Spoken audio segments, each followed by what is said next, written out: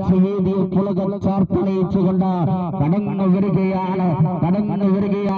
സ്നേഹോഷ്മളമായ സ്വീകരണങ്ങൾക്ക് ഒരായിരം നന്ദിയും കടപ്പാടും ഹൃദയത്തിന്റെ അടിത്തട്ടിൽ നിന്നും രേഖപ്പെടുത്തിക്കൊണ്ട് ഇതാ കോഴിക്കോടിന്റെ വികസന മുന്നേറ്റത്തിന് ചുക്കാൻ പിടിച്ച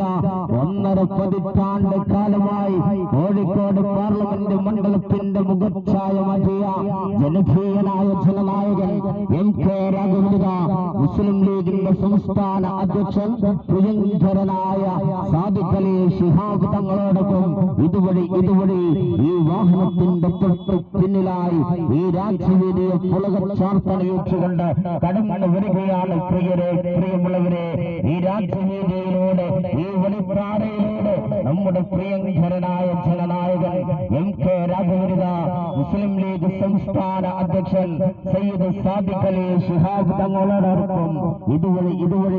ഈ വാഹനത്തിന്റെ തൊട്ടു പിറകിലായി കടന്നു വരികയാണ്.